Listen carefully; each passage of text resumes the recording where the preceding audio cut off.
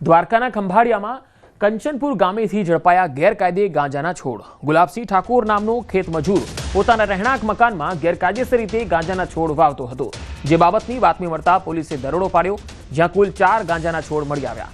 આ મજૂરે ઘરના અંદરના ભાગમાં ગાંજાના છોડ વાવેલા હતા। આ છોડની બજાર કિંમત અંદાજે 2.27 લાખ જેટલી થતી હોવાનું પોલીસના પ્રાથમિક અંદાજમાં સામે આવ્યું। પોલીસે ગુલાબસિંહ ઠાકોર નામક આરોપીને ઝડપી તેની સામે NDPS અધિનિયમની લાગુ પડતી કલમો હેઠળ ગુનો દાખલ કર્યો છે।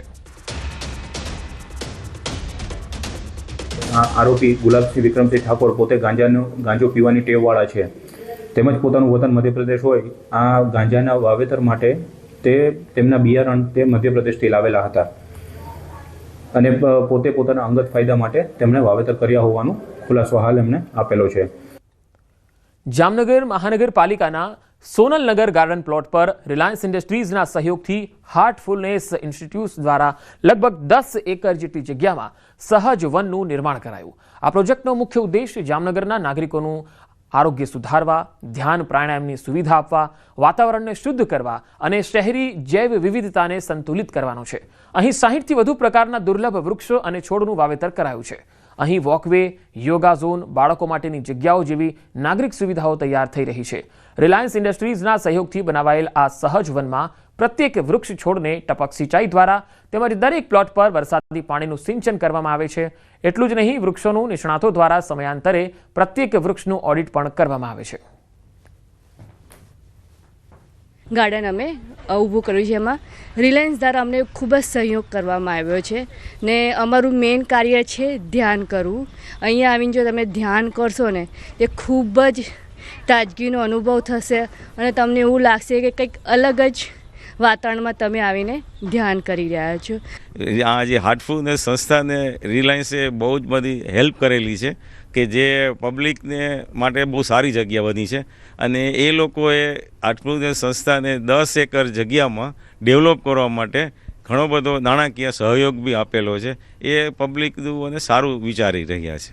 રિલાયન્સના ગ્રુપ પ્રેસિડેન્ટ શ્રી ધનરાજભાઈ નથવાણીના માર્ગદર્શન અને મનોબળ માનસિક સહયોગથી અમે અહીંયા એક અલભ્ય વૃક્ષો માટે ઘર બનાવ્યું છે।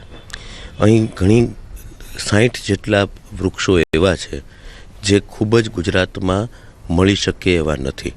આખા કમ્પાર્ટમેન્ટ વાઇઝ, કેટેગરી વાઇઝ ઝાડ વાવ્યા છે અને એને જે તે લોકેશને ડિઝાઇન થયેલી જગ્યાએ પહોંચાડીને વાવ્યા છે કે એમ નહીં કે એક જગ્યાએથી લઈ આવ્યા અને વાવી દીધા, એમ નહીં, એકદમ સાયન્ટિફિક રીતે આને વાવેતર પણ કર્યું છે અને એનું પ્લાનિંગ પણ કરવામાં આવ્યું છે।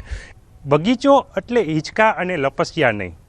જામનગરની ભાગોળે આવેલ સોનલનગરમાં રિલાયન્સ ઇન્ડસ્ટ્રીઝ દ્વારા એક એવા ઓક્સિજન પ્લાન્ટનું નિર્માણ પામ્યું છે કે જે 10 એકરની અંદર જામનગરનું સૌથી મોટું વનીકરણ અહીં કરવામાં આવ્યું છે। જે પ્રકારના દ્રશ્ય જોઈ રહ્યા છો, રિલાયન્સ ઇન્ડસ્ટ્રીઝના CSR એક્ટિવિટી અંતર્ગત મહાનગરપાલિકા અને ફોરેસ્ટ બાય હાર્ટફુલનેસ સંસ્થા દ્વારા આ વનીકરણ કરવામાં આવ્યું છે। 1 વર્ષની અંદર જામનગરની અંદર વાત કરવામાં આવે તો 6 ફૂટથી માંડી અને 25 ફૂટની ઊંચાઈ ધરાવતા વૃક્ષો છે તે અહીં જોવા મળી રહ્યા છે અને ખાસ એમના માટે એક અલાયદી વ્યવસ્થા કરવામાં આવી છે। તેમાં આપ જોઈ શકો છો જે પ્રકારે ઉપરથી તેમને પાણી આપવા માટે પણ વ્યવસ્થા કરવામાં આવી છે। અહીં લોકો છે એ ખાસ આવતા હોય છે અને જામનગરના જે લોકો છે એમના માટે ઓક્સિજન મેળવવા માટે પણ એક આ અદ્ભુત સંયોગ અહીં જોવા મળી રહ્યો છે। ત્યારે વનીકરણ સાથેનું આ બાગ અને બગીચો છે એ લોકો માટે, સ્વાસ્થ્ય માટે પણ જે પ્રકારે કહી શકાય એ ફાયદાકારક છે અને વનીકરણનું એક અનોખું ઉદાહરણ છે એ રિલાયન્સની CSR એક્ટિવિટી અંતર્ગત જામનગરમાં જોવા મળી રહ્યું છે।